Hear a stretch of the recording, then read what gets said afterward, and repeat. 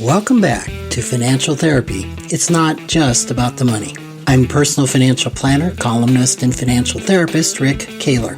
Research tells us that 90% of all financial decisions are made emotionally, not logically. For nearly 4 decades, I've been helping people make better money decisions. So what makes my financial worldview different from most financial experts? I blend the nuts and bolts of financial advice with the emotions that drive making them. Good money decisions are not just about the money. So let's get started with today's episode. Welcome back to another edition. I think most of you know that in my experience using IFS in conjunction with financial therapy, which I've coined the term IFS Informed Financial Therapy, is one of the more effective methodologies in helping clients resolve money issues. Now, I need to put in a huge disclaimer. I am not a licensed therapist, and so I don't know. I know of the other modalities, narrative theory, psychodrama, CBT, etc., etc. I think there's probably 9 or a dozen. So I'm speaking from a very small sample group of 1. I've worked alongside a therapist for over a decade. I've been involved as a co-facilitator in a lot of financial therapy. So I will say, in my experience, I have watched people progress a lot faster in resolving money issues using IFS. And recently I did something that really underscored this in almost a disturbing way to me, and I'll explain what I mean by that. But I did an interview with the editor of Parts and Self. Parts and Self is the new name of the International IFS online magazine that used to be called Outlook. So this happened in that the founder, Dick Schwartz, is familiar with my work and mentioned it to the president or the head of the foundation, who then mentioned it to Helen, who's the new editor of Parts and Self.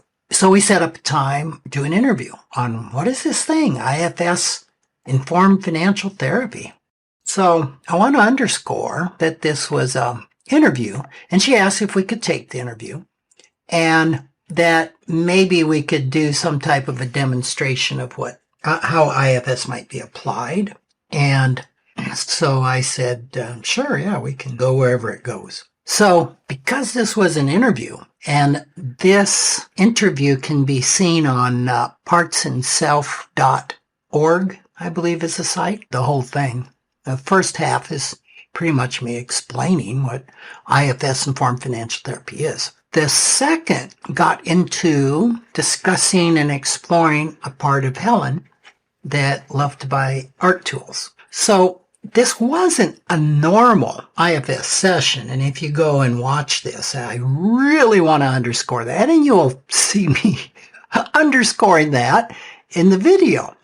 It did not follow the textbook process of the IFS protocol. So it was more of a coaching session for Helen to showcase to the readers of Parts and Self what financial therapy with an IFS overlay might look like. And recently, a couple months ago, I did a demonstration of IFS Informed Financial Therapy at the Financial Therapy Association in Denver. And I had recorded a number of demos or me doing financial therapy with some folks, where the session followed the protocol of an IFS, what I call a parts session, where we did the IFS protocol. And in both of them, there were what's called unburdenings, where the really traumatized part was unburdened. And I'm not going to get into what that means a lot. If you got IFS, you know what that means. But I selected this particular video to show as my demo, which wasn't a demo of IFS, I want to say at all. It definitely had aspects of it. But why? Because it really encapsulated the power of the IFS process. It had an impactful impact on Helen. And I think you'll see that. So the focus of this last half of this session was on how could Helen apply IFS to a money issue, which was a pattern of buying art supplies and tools that she stockpiled, but never or rarely used. And so, this isn't unfamiliar to Helen's specific situation, but it basically was somewhat of an issue of overspending or, quote, an illogical, end quote, spending on tools that were never used. But of course, we know that every financial behavior makes perfect sense when we understand the underlying money beliefs and money scripts.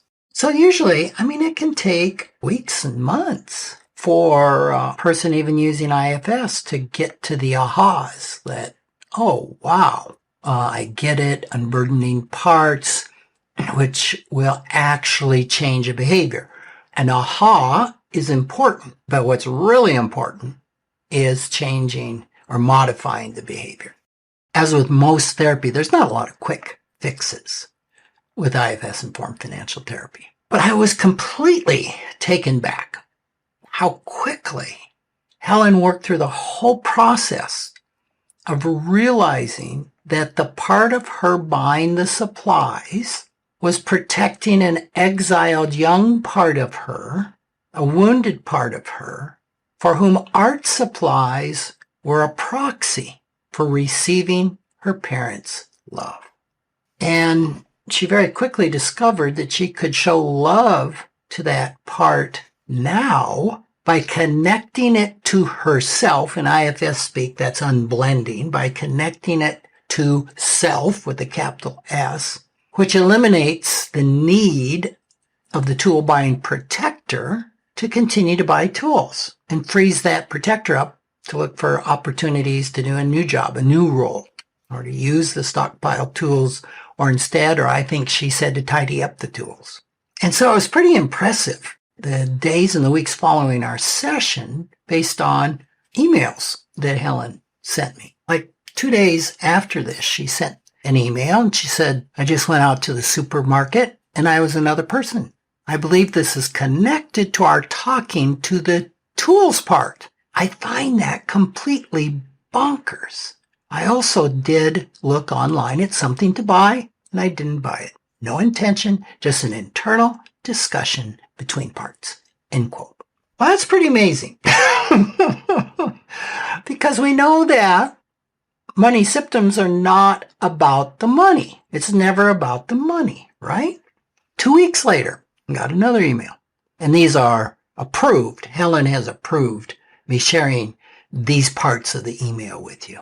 I continue not to buy tools. I can't really explain it, but there's been a shift since our session. Subtle, but with real world outcomes. Wow. 2 weeks after that, another email. I'm great. This is a miracle, all in caps. I have increased my savings due to having bought no new tools and only a very few cheap books since we spoke. End quote. Wow.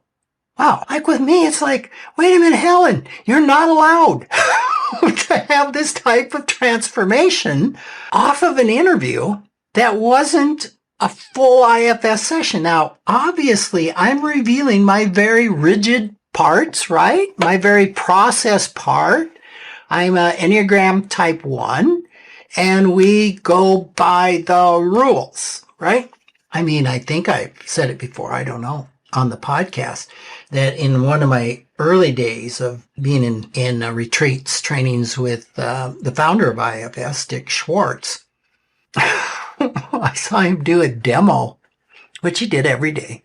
And I raised my hand, and I says, Dick, how come you didn't follow the protocol? And he looked at me. It was kind of like, did I just hear you say what you said? And he said, Rick, I am the protocol, or I am the model. That was it. I said, you didn't follow the model, Dick. And he says, Rick, I am the model. And what I didn't know during that time was that a lot of things can happen a lot of the steps of the IFS model can happen almost spontaneously. And the mature IFS practitioner knows this. Like anything, when you're new, you're learning the steps, you're learning the notes to the song. Everything is kind of scripted and effortful. Same thing, I suppose, in learning the lines to a play. But the more and more you practice them, the more and more you get used to them, you can then begin to internalize, and you don't have to worry about following the steps and following the script because it's just flowing. All right.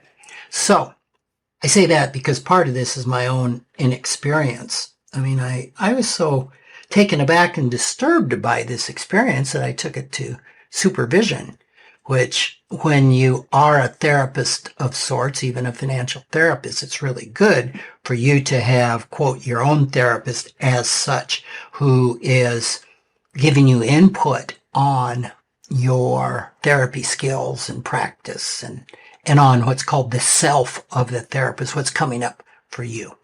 So that was kind of my experience with this. And so I have seen people definitely make progress and gain understanding around their financial issues with IFS. I've seen them make measurable and specific changes in their financial behavior. I mean, I'm thinking of one client who had been unable to save and began and maintained consistent monthly savings when she'd never been able to save. And another client who began to invest for retirement, and others that made conscious choices and taking actions around their giving, their spending, and employment in areas that they have been frozen in indecision. So definitely I've seen this work very, very positively. And I think I had a podcast on this early on, but maybe it'd be helpful just to explain that IFS Informed Financial Therapy, still to this time, I'm the only person I know doing this. And the only reason is that a whole host of people that have the financial education and training can't get trained in IFS.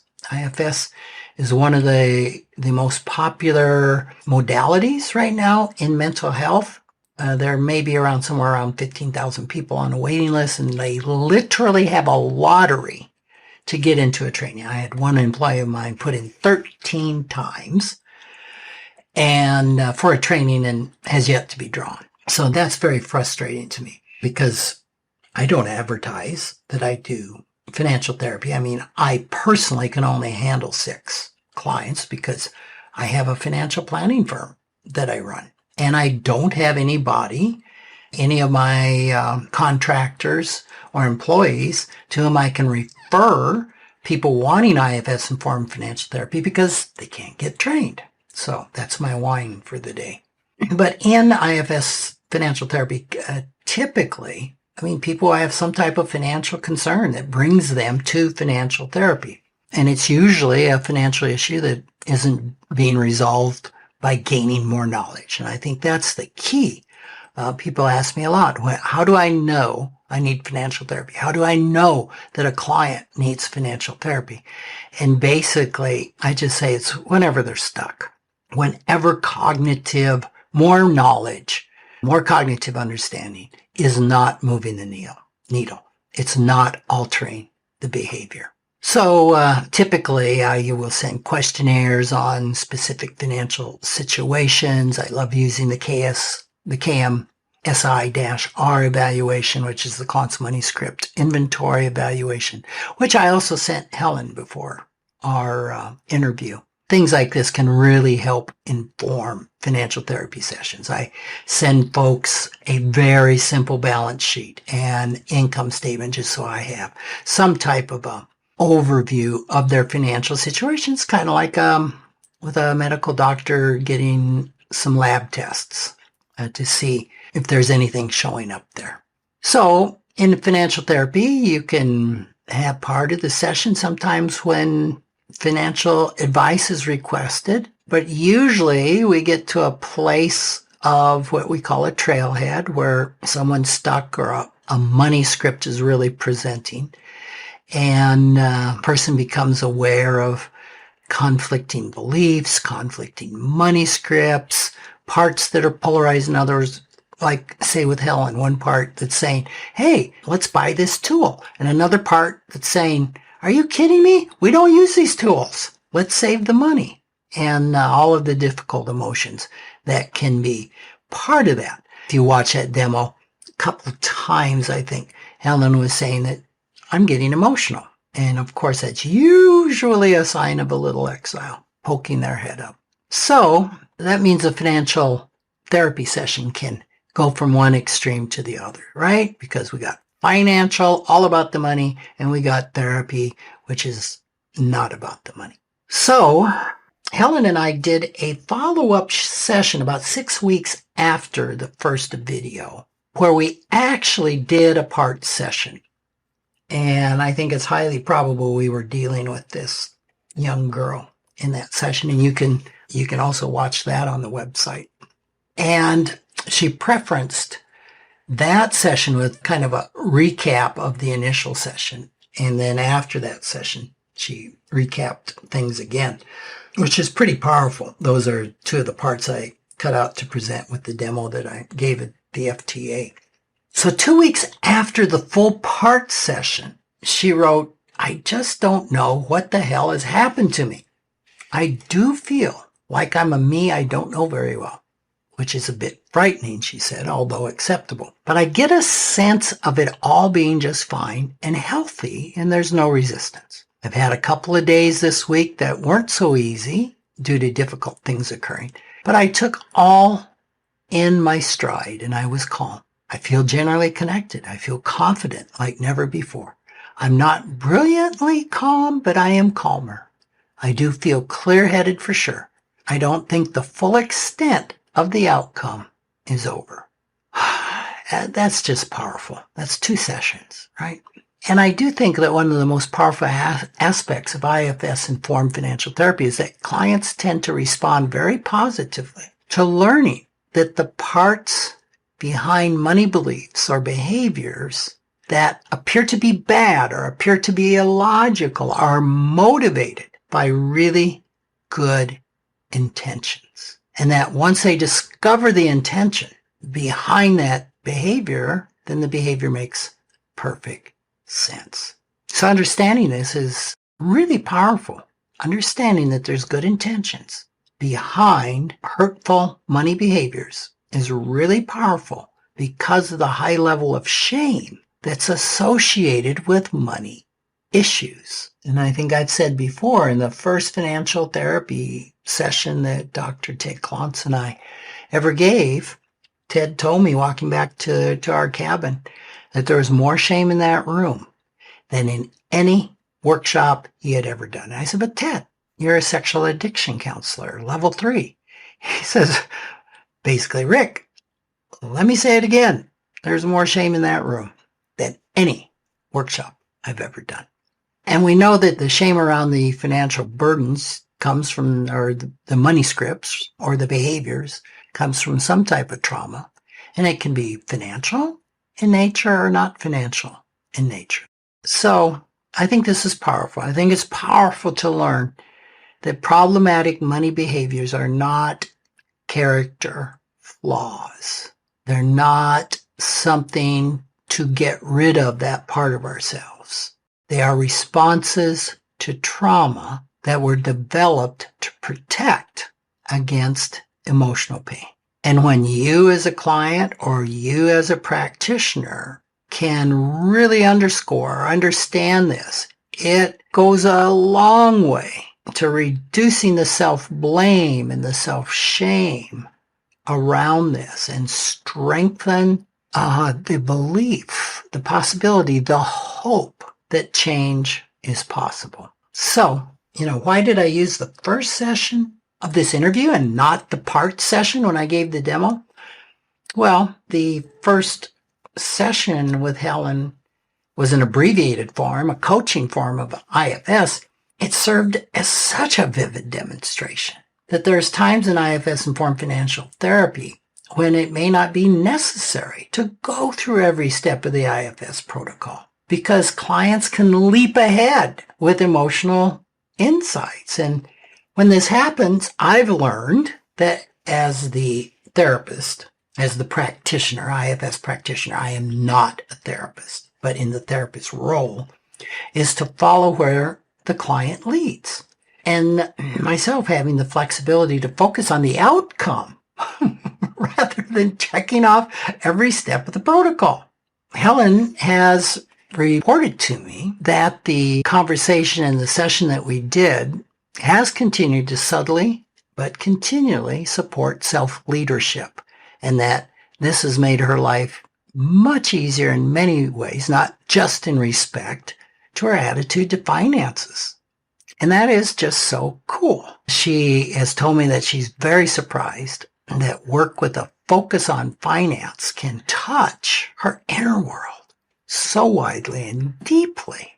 And, that's just so affirming to me, because we have a lot of theories about things work, but this wasn't a theory. She's told me that she's now convinced and impressed by IFS, that it's a way to improve one's life and live better. And she also assured me that the flexibility I showed as she flew through the protocols in a way that they didn't necessarily particularly show themselves.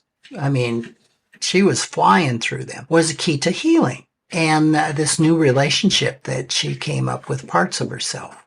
Basically, she was really hungry to change.